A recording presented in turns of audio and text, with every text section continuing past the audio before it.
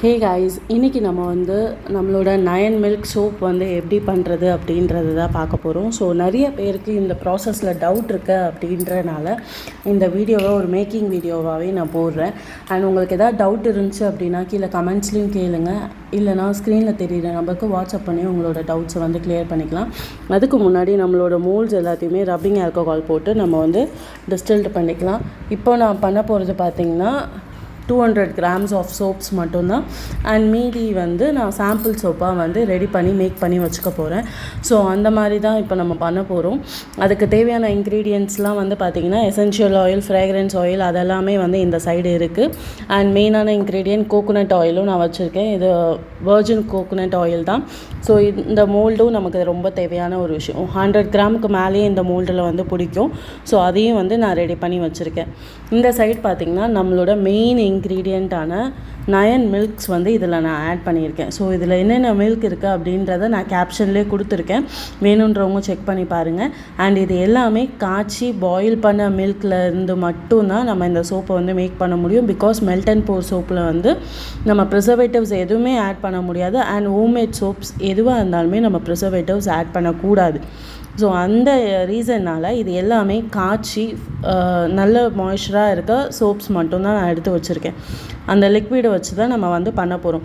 So இந்த liquid வந்து எப்படி இதாகிடுச்சு அப்படின்னு பார்த்திங்கன்னா, நம்ம வைக்க வந்து அது அப்படியே திக்காகிக்கிட்டே இருக்கும். ஸோ அதனால் நம்ம செய்யறதுக்கு கொஞ்சம் நேரத்துக்கு முன்னாடி தான் இந்த லிக்விடை ப்ரிப்பேர் பண்ணணும். ஸோ நான் எடுத்து வச்ச ஸ்டேஜுக்குமே இப்போயுமே வந்து திக்காக இருக்குது. ஸோ நான் நெக்ஸ்ட்டு அந்த சோப்பில் ஆட் பண்ணுறதுக்குள்ளே இது இன்னும் கொஞ்சம் திக்காகும். ஸோ அதனால் நம்ம டிஸ்டில்டு வாட்டர் வந்து ஆட் பண்ணிவிட்டு அதுக்கப்புறமா இந்த லிக்விடை வந்து ஆட் பண்ணிக்கலாம். 200 கிராமுக்கு வந்து பார்த்திங்கன்னா 2 ml ஆஃப் எக்ஸ்ட்ராக்ட் இருந்தால் மட்டும் போதும். ஸோ இது 2 mlக்கு மேலேயும் தான் இருக்குது. பிகாஸ் நான் சாம்பிள் சோப்பும் செய்யணும் அப்படின்றனால நான் இதை எடுத்து வச்சுருக்கேன். 2 mlக்கு மேலே இருக்கணும் அப்படின்னு சொல்லிட்டு அவசியமே கிடையாது. இது 3.5 ml இருக்குது. ஸோ உங்களுக்கு எப்படி வேணுமோ, எத்தனை சோப் செய்ய போகிறீங்களோ அந்த மாதிரி மெஷர் பண்ணிக்கோங்க. 100 ml சோப்புக்கு 1 ml எக்ஸ்ட்ராக்ட் தான் கணக்கு. ஸோ அந்த மாதிரி மட்டும் கனெக்ட் பண்ணி எடுத்து வச்சுக்கோங்க. அண்ட் எப்பயுமே வந்து நான் சோப்புக்கு வந்து கிளிசரின் பேஸ் வந்து ப்ரிசர்வ் பண்ணவே மாட்டேன். ஏன் அப்படின்னு பார்த்தீங்கன்னா, கிளிசரினை விட வந்து கோட் மில்க் இல்லைனா ஷியா பட்டர் அந்த மாதிரி ஃப்ளேவர்ஃபுல்லான இதை தான் வந்து நமக்கு எப்பயுமே இதாக இருக்கும். ஸோ இது வந்து பார்த்திங்கன்னா நான் கோட் மில்க் பேஸ்லேருந்து ஷியா பட்டர் பேஸ் வந்து நான் எடுத்திருக்கேன். ஸோ ஷியா பட்டர் பேஸ் வந்து ஒரு பட்டரி எஃபெக்ட் வந்து கொடுக்கும். பிகாஸ் நம்ம மில்க்ஸ் எல்லாமே ஆட் பண்ணுறதுனால இதில் எல்லாத்துலேயுமே பட்டர் எஃபெக்ட் வந்து இருந்தால் நல்லாயிருக்கும் அப்படின்றனால ஷியா பட்டர் பேஸ் வந்து எடுத்து அது எல்லாத்தையுமே இப்படி குட்டி குட்டியாக க்யூபாக நறுக்கி வச்சுருக்கேன். ஸோ இதோட வெயிட் எவ்வளோ இருக்குன்றதை நான் உங்களுக்கு காட்டுறேன். வெயிட் வந்து பார்த்திங்கன்னா, நமக்கு தேவையான சோப்போட இன்க்ரீடியன்ட்ஸ் வந்து 200 ml தான் நமக்கு வேணும். பட் ஆனால் இதில் வந்து 265 இருக்குது. ஸோ அந்த 65 வந்து நம்ம என்ன பண்ண போகிறோம் அப்படின்னு பார்த்திங்கன்னா, நார்மலாக சாம்பிள் சோப் மாதிரி ரெடி பண்ணி வச்சுக்க போகிறோம். ஸோ தட் யாராவது கேட்டாலோ இல்லை நம்மளோட யூஸுக்குமே நம்ம யூஸ் பண்ணிக்கிறதுக்கு கரெக்டாக இருக்கும். அதனால தான் வந்து இப்போ இந்த சாம்பிள் சோப் மாதிரி நான் அதை ரெடி பண்ண போகிறேன். ஸோ இந்த நயன் மில்கோட கன்சிஸ்டன்சி வந்து இப்படி தான் இருக்கும். காய்ச்சி டைல்யூட் பண்ண பாலை மட்டும்தான் நம்மளால் யூஸ் பண்ண முடியும். நார்மல் பாலை வந்து டைரெக்டாக நம்ம யூஸ் பண்ணக்கூடாது. அண்ட் ஒரு சில மில்க்ஸ் வந்து பவுடர் ஃபார்மேட்டில் இருக்கும். ஸோ அந்த பவுடர் ஃபார்மேட்டில் இருக்க மில்க்ஸையுமே வந்து நம்ம இது கூட சேர்ந்து டிஎம் வாட்டரில் தான் டைல்யூட் பண்ணி வைக்கணுமே தவிர நம்ம நார்மல் வாட்டரில் டைல்யூட் பண்ணி வைக்கக்கூடாது. ஸோ வாங்க நம்ம இப்போ சோப் செய்ய போகலாம். ஸோ இப்போ வந்து பார்த்திங்கன்னா டபுள் பாயிலிங் மெத்தடில் வந்து நம்மளோட ஷியா பட்டர் சோப் பேஸை வந்து நம்ம மெல்ட் பண்ணிகிட்ருக்கோம். ஸோ ஒரு சில டைம் வந்து பார்த்திங்கன்னா சீக்கிரம் மெல்ட் ஆகிடும். பிகாஸ் அதோட ஏன் அப்படின்னு பார்த்திங்கன்னா, நம்ம டபுள் பாயிலிங் பண்ணுற மெத்தடில் தான் இருக்குது. இந்த மாதிரி பபுள்ஸ் வந்ததுக்கு அப்புறமா நீங்கள் இந்த மாதிரி வச்சிங்கன்னா சீக்கிரமே மெல்ட் ஆகிடும் சோப்பு. இல்லை நீங்கள் தண்ணியை வச்ச உடனே அந்த வெசல் சூடு ஏறதுக்கு முன்னாடியே நீங்கள் வச்சுட்டிங்க அப்படின்னா உங்களால் வந்து சோப் மெல்ட் ஆகிற வரைக்கும் நீங்கள் ரொம்ப பொறுமையாக வெயிட் பண்ணுற மாதிரி இருக்கும். அண்ட் அந்த மில்க்குமே வந்து ரொம்ப வந்து ஃப்ரஸ்ட்ரேட் ஆகி திக்காக ஆரம்பிச்சிடும்.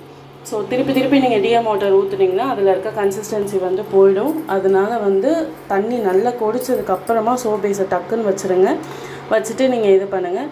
இப்போ நான் இதை வந்து வீடியோ எடுக்கிறனால உங்களுக்கு நான் லேட்டாக பண்ணுறேன். அப்படி இல்லை அப்படின்னா நம்ம வந்து சீக்கிரமே பண்ணி முடிக்கிற மாதிரி தான் இருக்கும். நான் அதே மாதிரி வந்து கொஞ்சம் பெருசாகவும் சோப்ஸ் வந்து நான் ஆட் பண்ணியிருக்கேன். அது கரையிறதுக்குமே வந்து டைம் எடுக்கும். இப்போ நீங்கள் வந்து சின்னதாக கட் பண்ணி போட்டிங்க அப்படின்னா அதோட மெல்ட்டிங் டைமுமே பார்த்திங்கன்னா ரொம்பவே கம்மியாயிடும். அண்ட் உங்களுக்குமே வந்து யூஸ் பண்ணுறதுக்கு ஈஸியாக இருக்கும். இந்த ஸ்டேஜில் வந்து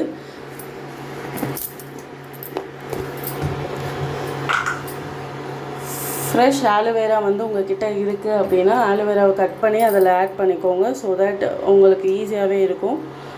ஃப்ரெஷ் ஆலோவேரா இருந்துச்சுன்னா நீங்கள் அப்படியே கூட ஆட் பண்ணிக்கலாம்.